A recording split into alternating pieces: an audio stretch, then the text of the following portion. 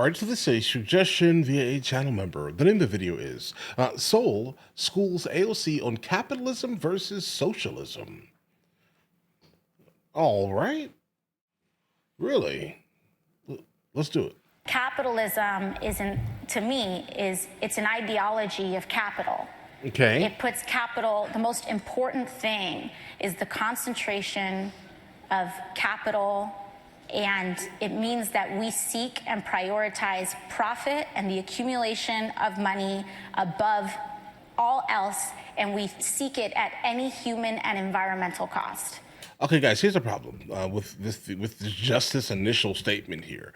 Guys, it looks like she went to Google and Googled what capitalism meant, let's say, and then decided to basically find like a stereotype of what capitalism is, not understanding fully that if there is no driving force for people to actually work and do things and innovate and create and invent and open up businesses, then there's nowhere for people to work, make money, live, or feed their kids and family with, right? Like, I mean, unless you just want everything given to you, and I think that's basically what her overall messaging is in the first place.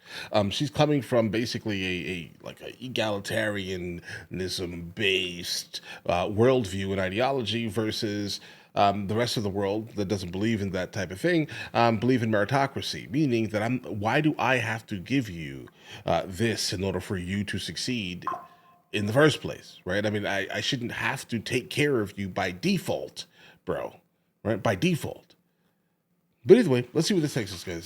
All else, and we seek it at any human and environmental cost. That is what that means. And to me, that ideology is not sustainable and cannot be redeemed. Let me start with something I said for years. People who think they can remake the redeemed world by who? Visions usually end up breaking it instead. Ms. Ocasio-Cortez's statement is a textbook example of that, a stew of buzzwords and moral posturing that collapses under the weight of facts and history. She's not describing capitalism. She's caricaturing it, and badly. Let's take this apart piece by piece because there's too much ignorance here to let it slide. Okay. First, she calls capitalism an ideology of capital that prioritizes profit above all else. That's a slogan, not an analysis. Capitalism isn't about worshiping money. It's about voluntary exchange. People trade goods, services, and ideas because both sides benefit. Absolutely. Not because someone's hoarding a pile of gold. Wealth isn't concentrated like some cosmic injustice. It's created. Take Henry Ford. He didn't steal his fortune. He built cars millions could afford, revolutionizing transportation and the assembly line. Or look at Steve Jobs. Apple's innovations didn't concentrate wealth. They generated it, lifting living standards worldwide. The World Bank says global extreme poverty fell from 36% in 1990 to under 10% by 2019. Over 1 billion people lifted up, not by socialism's promises, but by markets spreading opportunity. Compare that to Venezuela. Under socialist rule since 1999, GDP per capita crashed over 60% by 2020. Inflation hit 1.7 million % in 2018, and people starved while oil wealth vanished. Right. Keep in mind, I mean, Venezuela specifically, Cuba, the USSR, like these are all examples of massively failed socialist societies. Now, like in purely good faith here, I definitely would like to see some of the other socialist countries, specifically the Nordic ones, be brought up in these conversations also. Just from the jump here, guys. But let's continue. That's not sustainability. That's collapse. She says capitalism seeks profit at any human and environmental cost. Okay. That's another myth. Greed exists in every system. Socialism just redirects it to power instead of money. Capitalists profit by meeting demands, not destroying lives. The U.S. went from 94% extreme poverty in 1800 to 1% today because markets drove innovation, electricity, medicine, sanitation. Absolutely. Not because of government edicts. Socialist regimes, the Soviet Union's ROC shrank 90% from forced irrigation schemes, man-made ecological disaster. China's Great Leap Forward killed 30 to 45 million and left scarred landscapes. Socialism's the one with the body count, human and environmental. Right. AOC Exactly. implies wealth accumulation comes at others' expense. Nonsense. It's not a zero-sum Guys, game. guys, two things can be true though at the same time in this context here. Based off of the points that Soul here is just dropping here, he's completely correct here, guys. He's just correct. I don't know what type of argument that can be given to this here. He's just correct in this context. He implies wealth accumulation comes at others' expense. Nonsense. It's not a zero-sum game. Hong Kong had no resources in 1945. By 1997, its per capita GDP topped $36,000, higher than Britain's, through free markets. Singapore's went from $500 in 1965 to $82,000. Today, wealth grew. It didn't steal from anyone. Socialism's alternative? Cuba's average wage is $30 a month after 60 years of fairness. The Soviet Union's GDP per capita peaked at $7,000, while the U.S. hit $20,000 by the 1980s. Socialism doesn't spread wealth, No. it spreads misery. And this Oh, Jesus, guys. Yeah, he's basically letting her have it in this context here. For the most part, the ones who are going to win through a socialist system are generally going to be the ones that are at the top of said system, guys. Right? unredeemable line, she's enjoying capitalism's fruits. Yep, Her sitting there. iPhone, her Netflix, her congressional salary, while decrying it. Hypocrisy aside, socialism's the one with no redemption. Every try, Venezuela, Cuba, the USSR, ends in rationing, stagnation, and tyranny. Why? It ignores reality. But here's what she misses, and I've said this for decades. First, capitalism isn't about concentrating wealth. It creates it, and society benefits. The top 1% pay 40% of U.S. taxes, $600 billion a year, funding roads, schools, hospitals. Second, government can't eliminate poverty. It redistributes it, stifling the innovation that actually solves it. The U.S. spent $22 trillion on welfare since the 60s. Poverty's still here. Markets cut global poverty in half in 25 years. Third, socialism fails everywhere, not from bad execution, but because it denies scarcity in human nature. People work for incentives, not slogans. Absolutely. Mrs. Ocasio-Cortez can clutch her pearls all she wants, but history's not a suggestion, it's a warning. Capitalism's lifted more people than her ideology ever will. She'd see that if she traded her rhetoric for a ledger and some numbers. Oh, he's scathing.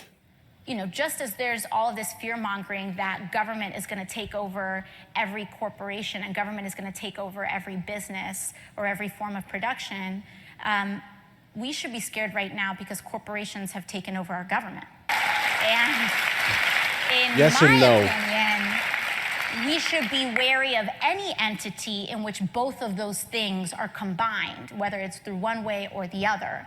And that's why the emphasis in democratic socialism is on democracy. And it's not about, you know, it's just as much a transformation about bringing democracy to the workplace. No. So that we have a say and that we don't check all of our rights at the door. Okay, guys, this is getting a bit much now. I'm starting to believe that she's just saying specific things to get her base kind of riled up. The concept of democracy in the workplace is absolutely strange because most people, again, you're talking about employees, right? Like the ones who did not go out and create the business that they're working in. They don't really have much of a stake in it, other than their literal job, but they really don't have much of a stake in it. They didn't create it. They didn't invent it. They don't own the patents. So why would their opinions matter at all? Like to the CEO, at least, in certain contexts, at least, right? But when it comes, like, imagine you're sitting here voting on, I don't know, your camera company. You're voting on the next camera to come out, bro. If that was the case, then like people would be stuck legitimately with like film cameras still because they were comfortable. Most people will vote to keep things the same, never change. They don't take risks, guys. If they took risks, they would be the owner of the company or the business. I think that in reality, that's the case here. But okay, AOC. Every time we cross the threshold into our workplace, because at the end of the day, as workers and as people of society, we're the ones creating wealth, not a corporate CEO. It's not. Bro, if the company didn't exist in the first place, you wouldn't have a job to make money in the first place. Not a CEO that's actually creating $4 billion a year. It is the millions of workers in this country that's creating billions of dollars This of is hard. economic productivity a year. And our system should reflect that. Right. Mrs. Sure Ocasio-Cortez thing. keeps piling on the rhetoric, but still light on facts and heavy on fantasy. This idea of democratic socialism and workplace democracy sounds noble. Who doesn't like democracy? But it's a recipe for economic disaster. Not in the workplace. Doesn't make sense. Feel-good slogan. Let's cut through the They only care about how things make you feel and make them feel. That's what I'm starting to kind of pick up the more you guys send to me. noise and deal with reality, because that's what matters. She says workers alone create wealth and CEOs are just parasites skimming the profits. That's a fairy tale. Wealth isn't conjured up by labor in a vacuum. It's the product of capital, risk, and vision working together. Take a company like Ford. Right. Workers built the cars, sure, but Henry Ford invented the assembly line, invested his savings, and took the gamble when 90% of new businesses fail. U.S. Census data shows over half collapsed within 5 years. CEOs aren't sitting in ivory towers twirling mustaches. They're making decisions: where to invest, what to produce, how to compete. Jeff Bezos didn't steal Amazon's $4 billion in annual profit. He built a system that employs 1.5 million people and delivers value worldwide. Workers matter, but without capital and leadership, there's no factory, no jobs, no wealth. Socialism's tried her experiment. Soviet collective farms run by workers produced famine. Yeah, 5 to 10 that was million crazy. dead in 1921. That was crazy. Because no one's accountable when everyone's in charge. Right. Venezuela's state-run oil industry, once a global powerhouse, now pumps less than Iraq under sanctions. Output's down 75% since 1999. Labor without direction is chaos, not productivity. Then there's this workplace democracy notion that businesses should be run like town halls. Businesses aren't governments, they're voluntary associations. You don't vote on how to build a car, you do it efficiently or lose to someone who does. Imagine voting on every decision at Apple. The markets would still be flip phones. Markets reward merit and results, not feelings. Yugoslavia tried worker-managed firms in the 20th century. Productivity tanked, inflation soared, and the system crumbled by the 90s. Why? No one risked their own skin in a collective. Incentives vanish. Capitalism's voluntary exchange. Workers trade labor for wages. Owners risk capital for profit. Beats utopian experiments every time. Now, her claim that corporations have taken over government, that's half right, but she's got the wrong villain. Free markets don't cause cronyism. Government overreach does. When politicians control $4 trillion in annual spending, 20% of U.S. GDP, corporations lobby for favors. That's not capitalism, it's corporatism. A distortion of markets by the state. Look at the 2008 bailouts. Banks got handouts because government picked winners, not because markets demanded it. Hong Kong thrived with a 15% tax rate and minimal meddling. Per capita, GDP hit 49,000 by 2020. Singapore's at 82,000. Contrast that with socialist meddling. Venezuela's government owns everything, yet 96% of its people live in poverty today, per INCOVI data. The threat isn't corporations, it's bureaucrats with too much power.